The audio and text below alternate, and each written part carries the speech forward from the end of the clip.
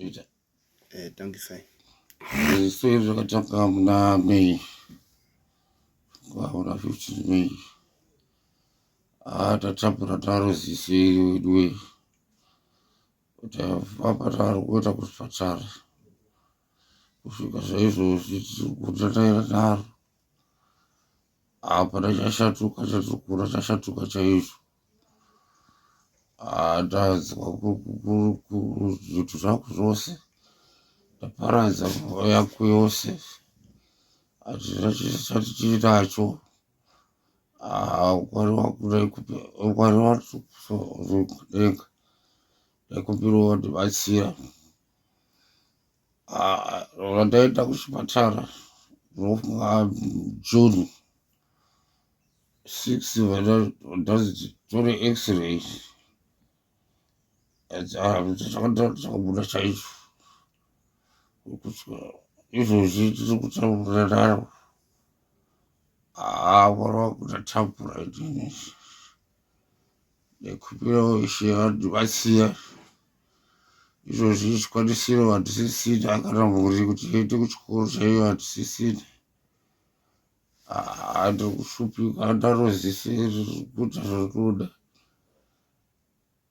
kutowedzera izvozvo ndaita kuchipatara vatanoburitswa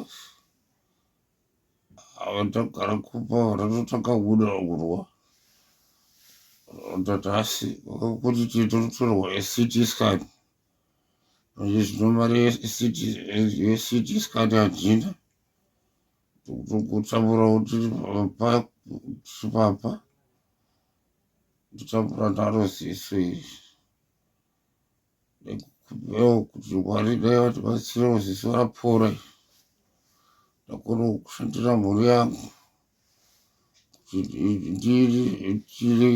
ive mhuri tsvene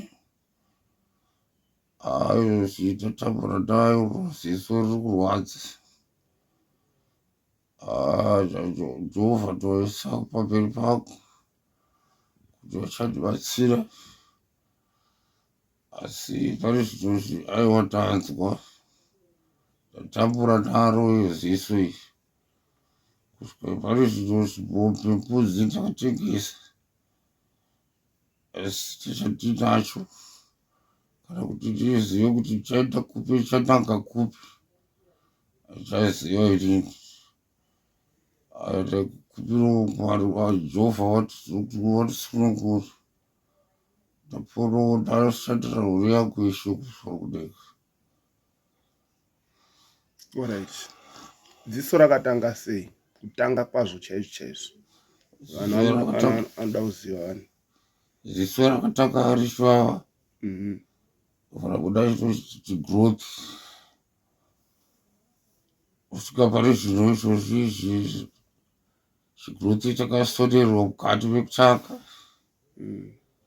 bva chaita kunge chanopora kudaro chachigare gare chakatomuka zvekare chakatomuka nziro zvakanaka rikatoita ziso kwaro kwaro asi chakazototangidza ndopandakadzokera futi kuchipatara kuti ndinogadzirwa zvekare ndinogadzirwa zvekare kudaro shuwa havana kumbonamba kutigadzira zvekare ndopachakabvarura paairidi yamuri kuona vakarembera nanhasi izvozvi panawo vachangobvaruka paairidi ubva kuti totorwa CT scan tigoona kuti chii chakonzeresa vandashanda ndaro rakadaro ndagara kuchipatara kuzotohamba neshamwari dzichandibatsira semunhu ndasisina chinhu ndakagara mwedzi wese hama dzangu zvichingoti handinai mari hatina mari zvakazoswa iwe kana kubuda kunze achiripo unotsvaka goma ari uri kunze ana nhasi asati awana mari wabuda muna 19 November muchipatara makabuda musi wa 19 November ndo pamakazi endai mundotsvaga mari muuye muitwe scan vari kuiti chinyi scan yacho zita rayo CT scan alright ndio iri kudirwa mari mari hapasisina zvipfuyo zvakapera pachina okay pachina tatambura izvo saka muri kuti chiko kumhuri yeZimbabwe kune vakatarira chirongwa chino munoda kuti chii ndakumbirawo kune vanokwanisa kuti batsira ndatorwa CT scan ndakona kudzokera kwachiremba asi kwachiremba kwacho ndange ndikatorwa CT scan kune kwakudiwa mari yekutenga mushonga ndikatorwa CT scan inenge kuri diski nenhiki hapana mari yemushonga enda ndichaziva kuti mushonga manje unokwa kudiwa okay alright pane zvimwe here zvamungada kuwedzera kutsanangura chingori chikumbiro changu ndechekuti ndikatorwawo CT scan iyoyo ndikawanawo mari yemushonga ndobva ndodzokera hangu kuchipatara ndichiona zvikwanisiro alright kubva pamarwara mataura nhau yekuchipatara zvechivanhu makamboita here kana kuti zvemapostori semuno kutamburira uchitsvaga kuti pamwe zvingabatsire pane pandakamboendawo asi pamwe chete pandatongodzoka ndikati ndouraya ziso iri zvakabatsira here kwamakaenda ikoko pandachachiyamburo chandakaona ini okay alright okay ko besides nhau yekuti ziso rakangotanga richivava rikazobuda chigrowth munewo here zvimwe zvamunofungira kuti zvichida pamwe ndechakati chakakonzeresa kudaro zvamungafungirawo imi inini ndakasiye munhu ndakangofungidzira kuti apo katumasvosvo tuitwe tunobhururukira bhozi ndandakatorara ndakatopepuka tichiita se tichivaviwa handina kutanga nekuti ziso rakatanga ndiri panze apo rakatanga ndiri nomumba saka ndikanyaipe kuti ndikatoudza azive vako ndavaviwa puno vatotora mvura vatotanga kutodira mvura muziso makwana acho rikuvava chete makwana acho richivava richadonha musodzi harina kana parakatikirita hapana patakati ndaribuda panze ndarohwa nechinhu ndofungidzira zvadonhera pamarata ndofungidzira chirumba uchada kudonherwa nacho nditswaira mukati alright dambudziko renyu mukoma iziso chete here kana kuti pane zvimwe futi zvinokurwadzai pane zvinhu zvakusanganisira nemudumbu uita tsvina yeblack muri kuita tsvina yeblack hapasi kukwanisa kudya ndikangodya chete ndorara ndichirwadziwa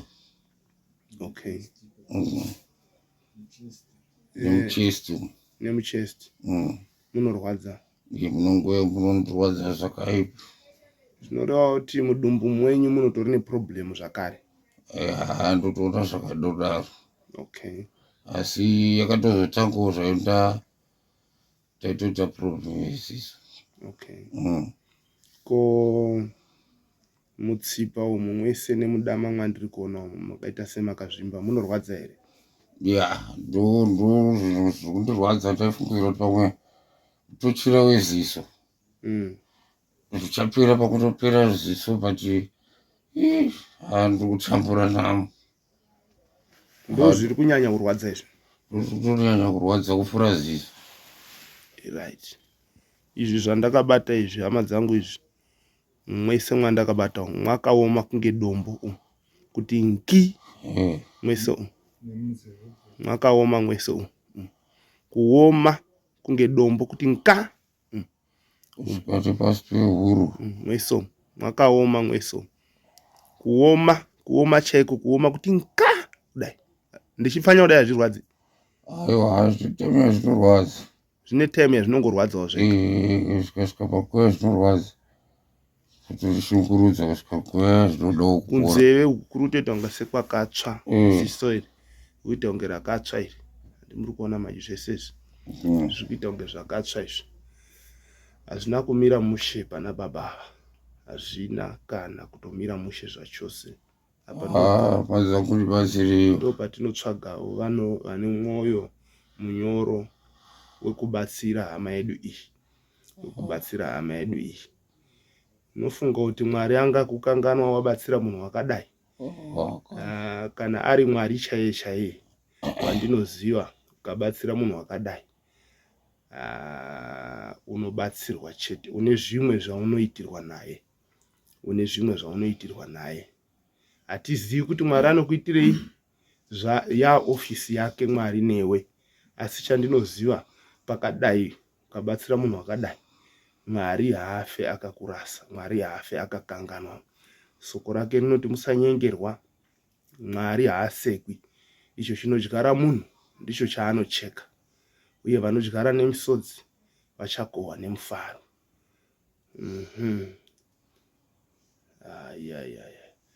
Right, mukoma Zivanai. Chimwe chinhu chandiri kutaura nemi ipapa ndechekuti nezuro takanamata tikakugamuchidzai Jesu. Pfuurirai mberi muchitaura zita raJesu. Handiti pese panorwadza daidzai Jesu. Handitika zita rake. Pamwe pacho munobata pari kurwadza pacho, ipapo munopabata muchitaura ropa raJesu, muchitaura ropa raJesu, muchitaura ropa raJesu. Handiti munongoti tiri kuzodza ropa raJesu. Zvinoshanda, zvinobatsira izvozvo. Handitika saka tichiti takamirira vanotibatsira kuti tiende kuchipatara uku tichinamata kuti zviite zvakanaka. Handiti ndoziva kuti muri kurwadziwa, asi rangarirai nyaya yaJobho yandakambokunyeurirai nezuro, kuti Jobho akati akagara kwakauya munhu akataura kuti pfuma makwai arohwa nemheni, asati apindura umwe ari kuti mombe dzaenda, asati apindura umwe ari kuti makamera aenda, asati apindura umwe ari kuti vana vaparara vese kumutambo kwavanga vari kubirthday remukoma wavo. Satani haana kugumira ipapo, akaona kuti ndaparadza pfuma, but iye aramba achida Mwari, ndobva arova muviri wake wese nemaronda. Zvimwe zvacho tinozvizwa mubhaibheri tichifunga kuti hazviitiki, but tikazoona zvadai, vanorava, bhaibheri ndo parinoti kuna Matthew, kana muchiona nyangadzi yakarehwa nemuprofita, vanorava ngavacherechedze. Pakadai ndo panoda kuti vanorava vachicherechedza kuziva kuti zvinoitika. Bhaibheri harina kungonyorwa kuwaste time ba, asi zvinhu zvaitoitika izvozviya. Asi Jobho akaramba achida Mwari. Mudzimai wake akatombosvika pakuti ramba Mwari ufe, nekuti Jobho maronda ake anga asiri padziso chete, aiva muviri wese, zvekuti nemumba mamusisagariki maakubuda mweya. Ndo pakasvika mudzimai wacho kuti unorambireiko wakangoshingirira pana Mwari yeye, ramba Mwari watumutuke Mwari yeye ufe. Jobho haana kuteerera mudzimai wake, akatomupindura akati unotaura sevamwe vakadzi mapenzi. Akaramba akashinga, akabatira panani? Pana Mwari. Asi Mwari akamuporesa. Maronda iwayo akabviswa ese, pfuma yake ikadzoswa times 7, akawedzerwa makore ekurarama 140 years panyika. Jobho akapiwa vanasikana vanga vakanaka kwazvo.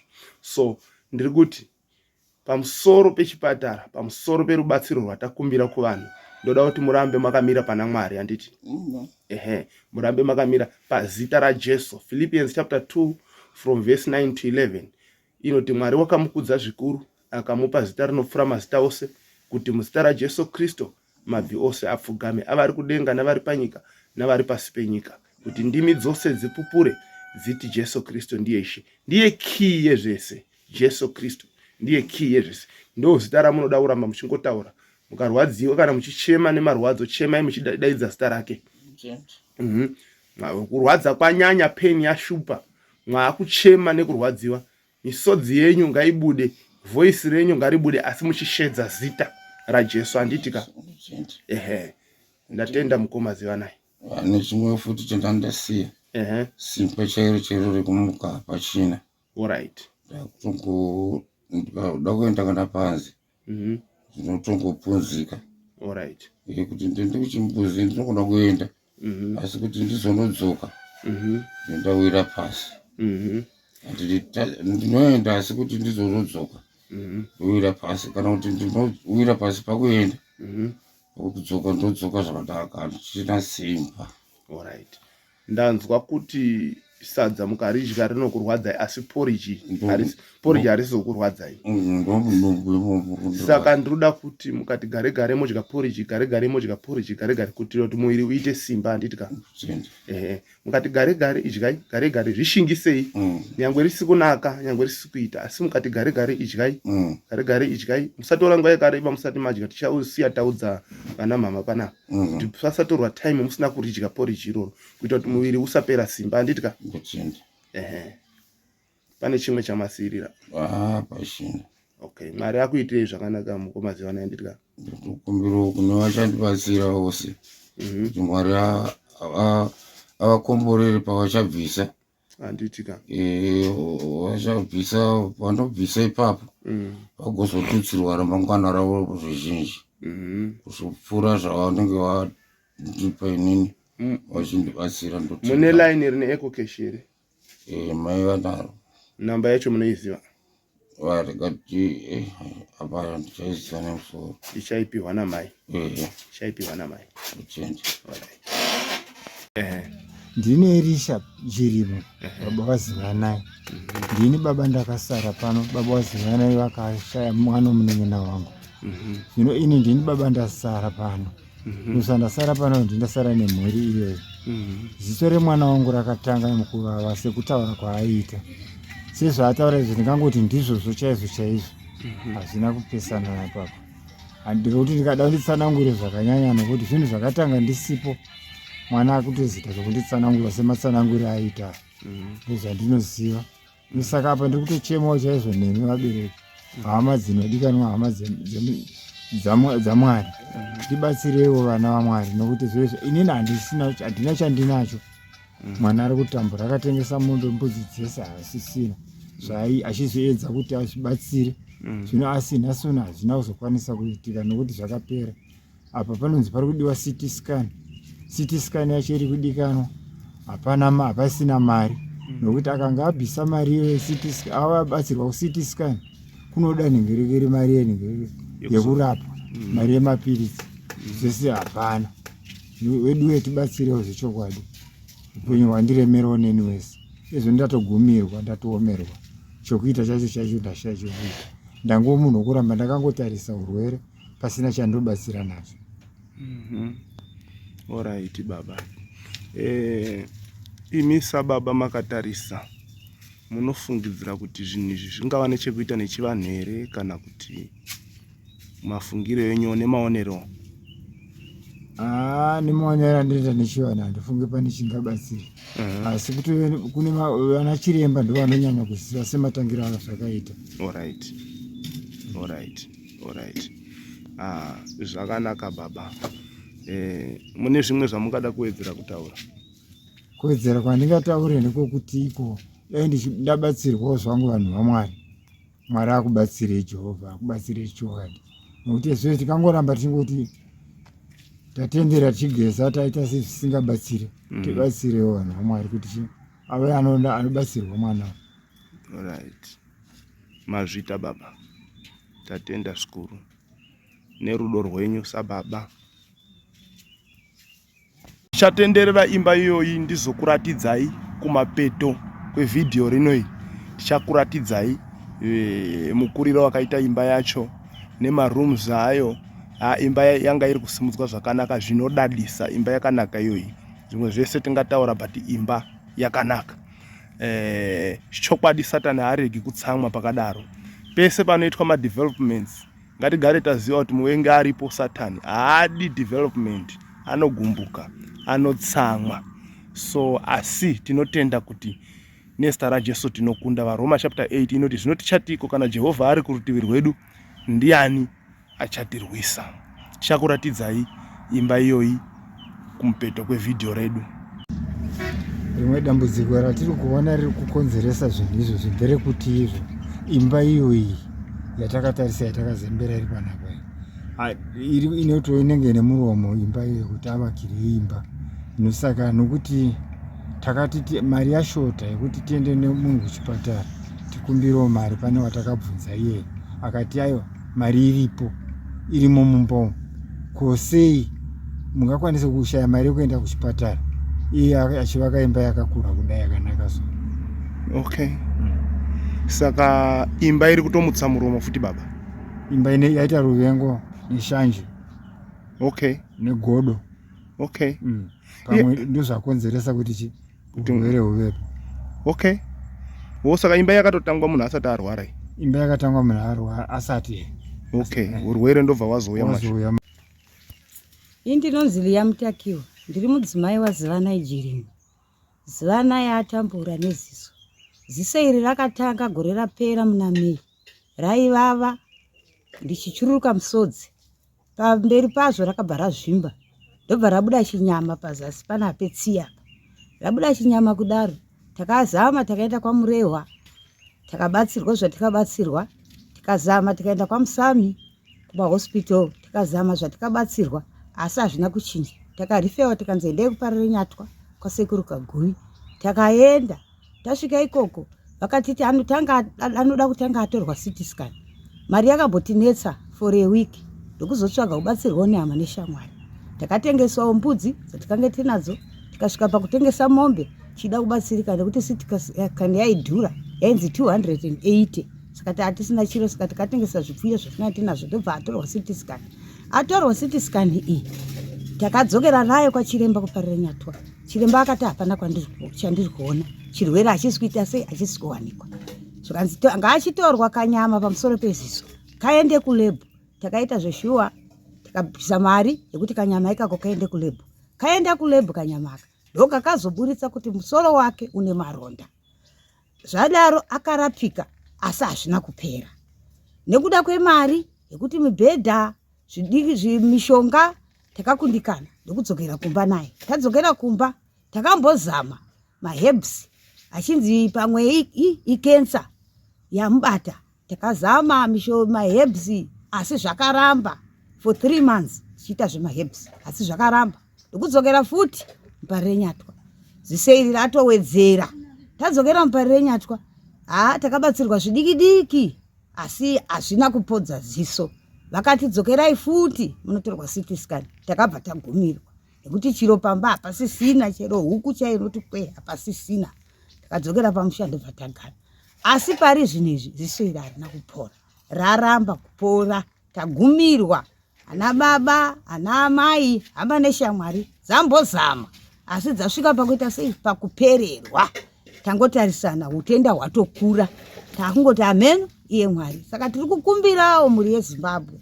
Ndachema ndademba, ndiri kuchema siku nesikati kuti dai waro mandibatsirawo, mabatsirawo murume wangu Zivana agone kurapika, kunyanya nemari yeCT scan. Pamwe tiri kutarisira kuti akatorwa CT scan futi zvepiri pamwe zvingaite. Mhuri yeZimbabwe tibatsireiwo. Ndachema ndademba, ndahungudza pamusoro penyika ino. Urwere hwandisvitsa pasiripo.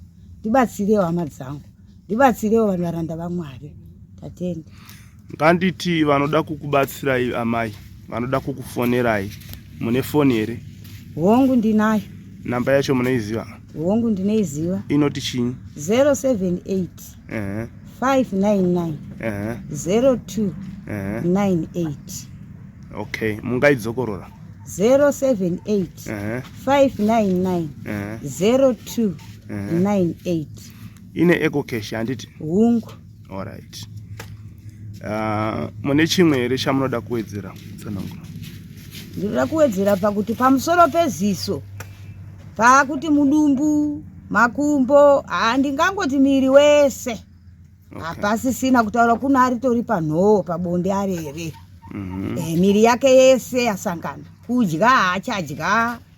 Akambosvika panguva yekutoti kana kutoireta angasaenda. Saka handichaziva kuti denda racho iri raita sei, tagumirwa mhuri yeZimbabwe. Okay, pamusoro kunze kwekuchipatara kwamakaenda, mune zvimwe here zvamakamboita chizama kubatsiridza murwere? Takambozama waka munongoziva zviriko mazuva ano zvemaprofitizvo. Unenge uchingodzi semunhu uri kurwarirwa, enda apa, uchibhisiswa zvauri kubhisiswa, idzo mari idzi, izvo zvipfuyo izvi, zvimwe zvakabuda zvichienda ikoko, asi chakabuda hapana. Ndoda kuti muzive kuti Bhaibheri kuna John chapter 10 verse 10 rinoti mbavha inongoya kuti ibe, kuuraya nekuparadza. Handitika? Urwere kana hwauya, Satani anenge auya, ndo mbavha yaitaurwa. Ipapo pamune matoti mwane murwere, vamwe vakatomirira kutoti mari yaita izvozvo. Vamwe vakatomirira kutochitoda kutoti pekuhira tapadini ndizvozvo tapawana. Asi chinobatsira kutira kuti chinobatsira manje pakuti mbavha iyi tiikunde inongotya zita raJesu chete. Amen. Munhu wese anofanira kuvimba naJesu amai. Amen. Zvaitaurwa pavhesi yaJohn chapter 1 verse 14 inoti mwoyo yenyu kuti irege kumanikidzwa. John 14 verse 1 inoti mwoyo yenyu kuti irege kumanikidzwa, tendai kuna Baba mutende nemwandiri. Pane zvakawanda zvanga zvichitaurwa ipo paya. Pane zvinhu zvikuru, pane zvikuru zvaitaurwa zvokuti munhu anofanira. Hebrew chapter 11 verse 6 inoti hazvibviri kufadza Mwari kana kusina kutenda, nekuti uyo unouya kwaari unofanira kutenda kuti iye waMwari wacho uripo, uye kuti unopa anomutsvaka mibayiro yake. Anditi? Saka imimi semudzimai wazivanai, ndoda kuti munyanye kunamata, munyanye kutaura zita raJesu, munyanye kuvimba naJesu. Anditika? Mwari haaoneki physically, saka zvinoita kunga tiri kupedza nguva patete chinamata paya. Anditi? Asi zvazvinoita manje kubudikidza nekutenda kuri mwatiri, tinozotanga kuona maresults. Handi mazwa amai? Tinozotanga kuona maresults. Zvakaita unga drama zvinhu zvekwamwari, zvinhu zvekunamata, zvakaita unga kupenga. Ndosaka 1 Corinthians chapter 2 verse 14 ichiti munhu sezvaakaberekwa haangagamuchiri zvinhu zvemweya waMwari, haazvinzwisisi. Zvinonzwisisiwa nomweya, naiyewo mweya wacho haanzwisisiki, nokuti zvakaita seubenzi. Like munhu ari kungoti munhu arwara dziso like this, munhu ototi ndauswera ndakatsanya ndichinamata, hapana chimwe chinhu chaabata, hapana dombo, hapana mvura, hapana mucheka, hapana, just kungonamata. Zvinonge munhu ari kuita zvinhu, ari kuwaste time. But ndizvo zvinoshanda izvozvo, ndizvo zvinoshanda, nekuti zvinonyatsa kuratidza faith munani, muna Mwari wacho. Chinoporesa munhu kutenda kwemunhu wacho. Ndosaka muchizwa pana Mark chapter 5 Jesu abva kuporesa mudzimai anga ine kurwara kwekubuda ropa kwemakore 12, anoti mukunda kutenda kwako. Anditi? Kutenda kwako. Sei pachinzi kutenda kwako? Zvinoreva kuti basa rese rekuporeswa rakaitwa kare paCalvary, pamuchinjikwa. Chasara your faith. Faith yenyu ndio inodrowa power riya rekuporesa riri pamuchinjikwa, raakataura kare Jesu aripo akati it is finished. Kureva kuti matambudziko ose adini? Apera. Saka faith yemunhu ndio inodhonza simba rekuporeswa. Anditika? So hatisi Jesu nyangwe takamirira vachatibatsira nemari, nyangwe takamirira kuenda kuchipatara, asi tisafa takasiya Jesu wacho. Ngatiendei kuchipatara ikoko nani naJesu wacho. Ende ndinotenda kuti iye Jesu mbune ndiye achatokonya nekudenha mwoyo yevakatarisa chirongwa ichi kuti muwane vanokubatsirai nemari. Ndiye anoita futi izvozvo. Nyangwe vachizvinzwa, anokubatsirai imimi, anokubatsirai nekuti amutswa naJesu. Anditi? Mwari pane chaaisa Mwari akati ano, handingasiyi munhu wakadai, beta ndibatsire. Anditika? Pane zvimwe zvamungada kuwedzera here kana pasina hapasina? Tinotenda Mwari, tinokutendai nenguva yenyu nekutsanangura kwenyu. Handiti ka rimwe dambudziko randiri kuona rinenge riri kubva paimba yatiri kuvakisa, nekuti kwataifambawo kumaprofita zvainzi avaka imba hombe, mari ari kuiwana kupi, haigare, anotofa imba iyi asina kuita sei, asina kuigara. Asi vanhu vaingotaurawo veukama nevatorwa ndozvavaitaura. Okay. Alright, zvakanaka. Alright, saka imba iyi chii chakatanga kurwara kwemunhu nekuvakwa kweimba? Kurwara pavakamborapwa vakapona, ndo pakatanga kuvakwa imba. Okay. Alright. Alright. Pakanaka. Ndina amai waZiwanai, mukoma wamai wache. Ndina amai womwana ndakasiwa kuti nditonge Ziwanai. Ziwanai anodambudziko. Dambudziko rina Ziwanai ndereziso. Ziso rakatanga rakabuda chinyama mukati memboni yacho. Chichibuda chinyama. Akandifonera akati amai uyai kuno muone zviri kuno. Ndakasvika chokwadi. Ndakachema ndichiona ziso romwanangu zvarakanga rakaita. Ndikati kuchipatara, zvikanzi kuchipatara mai ndakaenda, rakasoniwa ziso iri asi rakadamuka mastichi. Saka ndambonzi chienda, unozodzoka. Asi kudzoka pacho amai ndasaya mari, handina chandinacho. Ndikati mwanangu, inini handino chandinokubatsira nacho mwanangu. Kodiko kuenda kuorofeya ubatsiwe. Zvikanzi amai iwa ndichaenda. Shuwa akagara, akazoenda akanyoriwa kuorofeya. Akapuwa mapepa rokuti aende kuchipatara. Akadzokera futi kuchipatara. Akarisoniwa futi ziso riye chinyama cheye kuti chivhare chirege kubuda kunze. Charega kubuda kunze chinyama cheye. Yakadambuka mastichi. Akandifonera akati amai mastichi adambuka. Ndikati mwanangu ndinokubatsira nei? Zvikanzi ndachimboenda kumba. Ndikati kumapirisi ndinotenga. Mari kana yekutengesa mapirisi handina kana seni. Ndikati ndinokubatsirawo nei nini mwanangu, handina chandinacho. Handina ba mwanangu. Saka akabuda kuchipatara Ziwanai akauya kumba kuno. Nanasi ziso riri kundoramba richindenderera. Nomuchipa wese wakazvimba uyu. Ziso rese rakazvimba nonzeve yakazvimba. Ziwanai ari kutambudzika. Ndikutotiwo anenge achibatsira Ziwanai mutibatsirewo. Ndatambudzika nomwana wangu, handina chandinacho. Ndiri muroorwa. Nditori nomurume wangu. So kundonzi amai wowana ndamai wokumirira pano zvinonetsa kuna Ziwanai. Asi chandinobatsira chandina. Chandinobatsira Ziwanai. Ari kutambudzika mwana wangu, ari kutambudzika, ari kuchema. Noziso iri zvaramba kupera. Akabata akangotambudzika akadobuda panze akutodona pasi. Akiita kakarara zvinoita munhu akunhengirika uye akuenda. Tiri kutambudzika, tiri kuchema naZiwanai. Akangobuda akuiti kakarara. Tikusei kuti zviri kubva kupi, tiri kukumbira rubatsiro pana Ziwanai. Mutiyamuro mwana wangu ari kutambudzika. Alright. Mune zvamunofungira here amai padambudziko remwana iri? Kuti mungafungira kuti zvingakonzerwa nei? Munewo zvamungafungira here? Inini apa hapana, tafamba. Tichingonzi hapana kenza, haisi kenza bai. Tichienda kwese hanzi haisi kenza bai, chiwanhu. Patangoenda hanzi chiwanhu.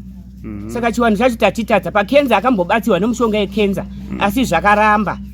Akazonzi chiregera mushonga uri kutokupisa. Shuwa wangu akumpisa chito ukamuona mutarisa paziso pasvipa kuti svi. Zvikanzi amai pakupisa kunge ndatsva nomoto. Mushonga uyu akauregera. Saka nanasi ziso iri dambudziko chete riri kundonetsa. Mushonga wacho anga ari mahebhu. Anga ari mahebs. Okay. Okay. Mune chimwe chekuwedzera here ipapa amai?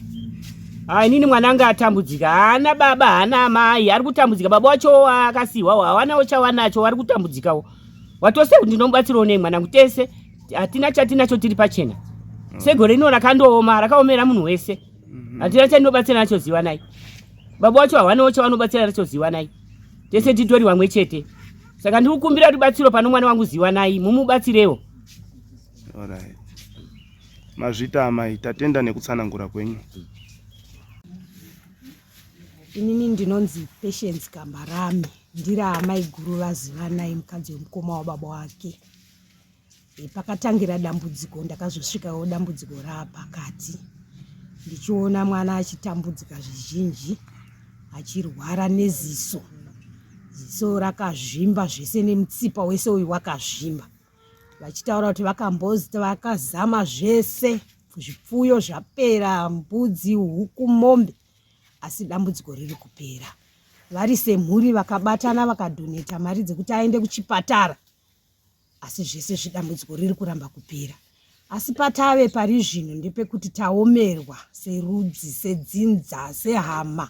Hatisisina chatiinacho chekuti mwana agone kunobatsirwa sekutaurwa kwazvaitwa nana chiremba kuti ngaadzoke zvakare kuchipatara, asi chekuti aendese kuchipatara ndio chatisisina. Saka tiri kukumbirawo rubatsiro, takumbirawo rubatsiro kuna hama dzedu dzose, kuti tikumbirawo kubatsirwa kuti mwana agone kuenda kuchipatara. Tine tarisiro yekuti akaenda kuchipatara pamwe anogona kuita zvakanaka. Ndo chichemo chedu chekuti hatisisina kana pekutangira kuhama dzedu dzeZimbabwe kuti tibatsirewo taomerwa.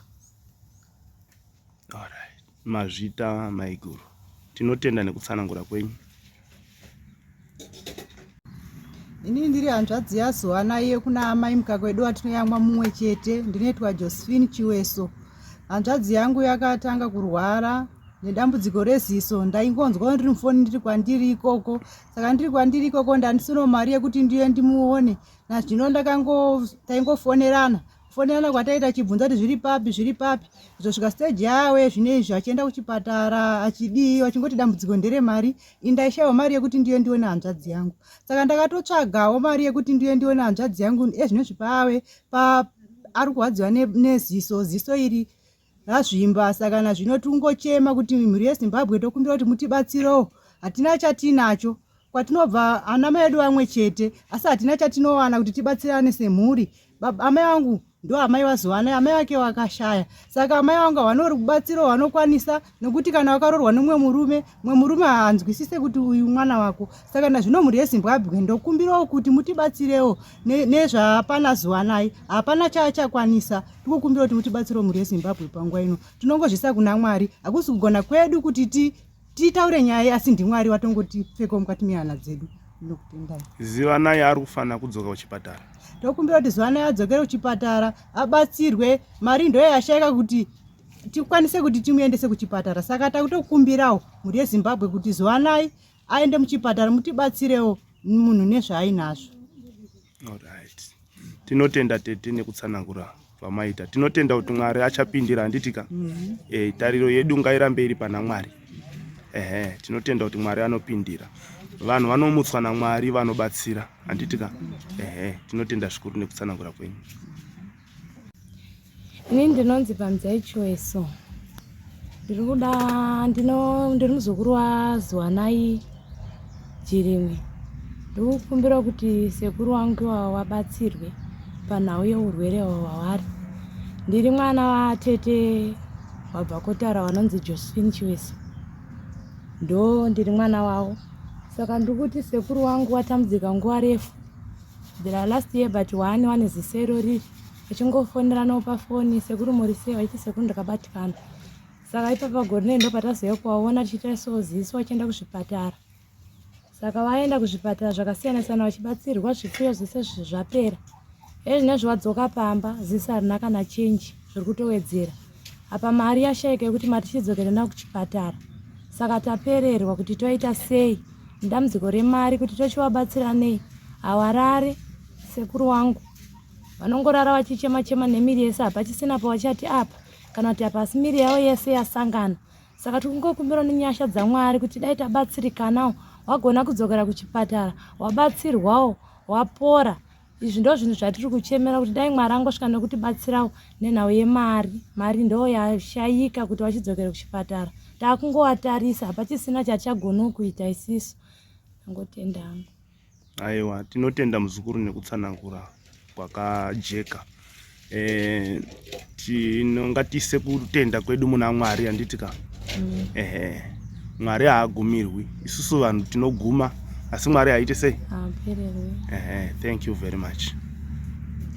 Hama dzangu kuno kwatiri kunonzi kuGoromonzi district mwa Chief Chikwaka mudunhu raSabhuku Gosha. Ndo kune nyaya yese yamanzwa inorwadza inobata zvakadai. Taifambira kusvika kuno ndakarara pano pamba pamuri kuona ipapa ndo pandakavata panapa.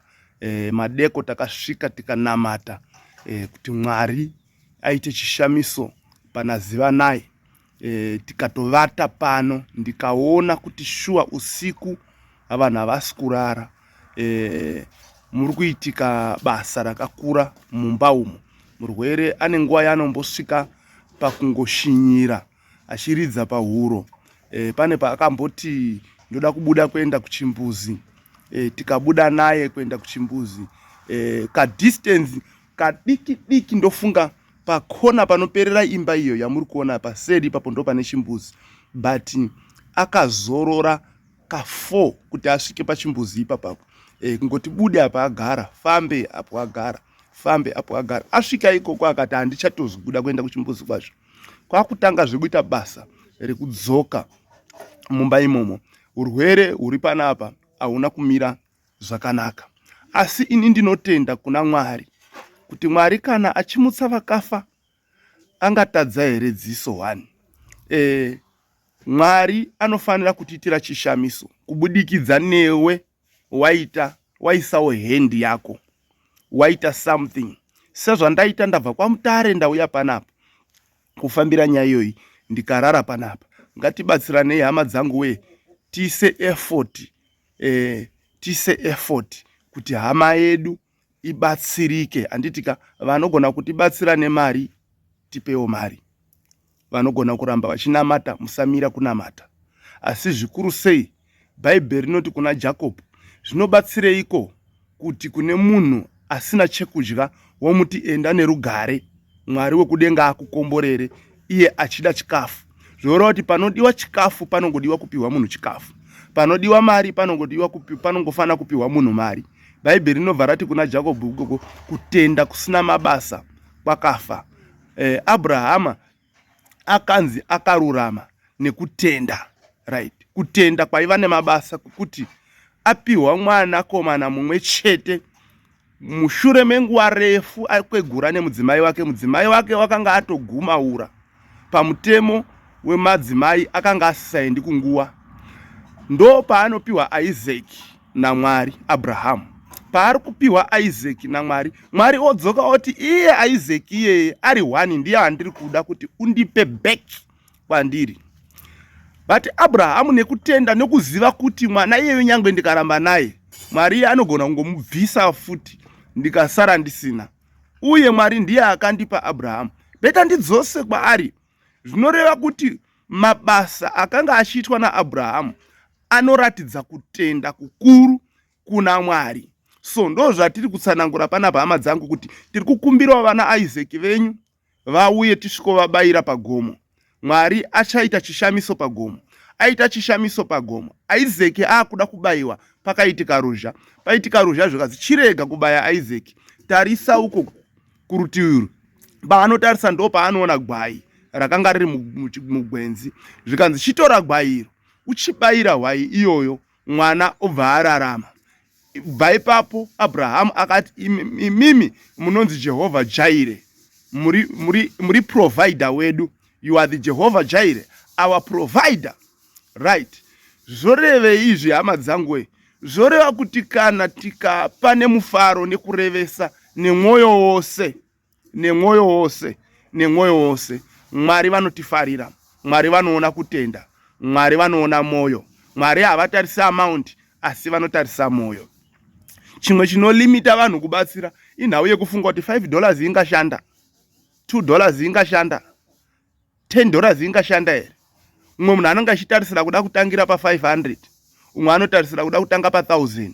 No, tiri kutaura kuti $5 iyoyo ukaisenda, uyo akasendawo $2, uyo akasendawo $20, uyo akasendawo $100, uyo akasenda 50. At the end of the day, mari yedu inobva yakwana. Zivanai obva aenda kuchipatara ondobatsirwa. Anditika ndo pane nyaya yedu. Namba dziripo tadzipiwa namai mumashuromu.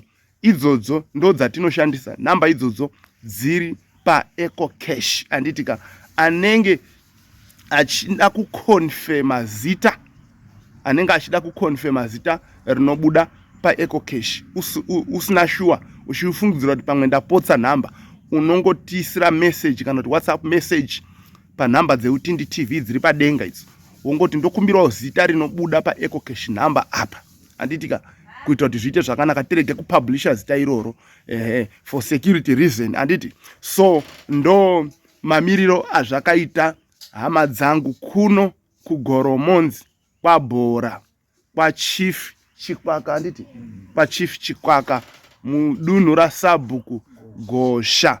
Hama dzangu we, kune dambudziko ririko rinodawo iwewe, kune dambudziko ririko rinoda iwewe neni kuti tiise musoro pamwe chete tibatsire hama yedu. Mwari akukomborerei, Mwari akuitirei zvakanaka. Senguva dzose musakanganwa kuramba muchifolowa zvirongwa zvedu, uye vane matambudziko akasiyana siyana musarega musafa muri mega kumba kutibatei. Isai WhatsApp message panamba dzeUtindi TV idzo, tibatsirane, anditika tibatsirane kuti zviite zvakanaka. Fear not, sin not.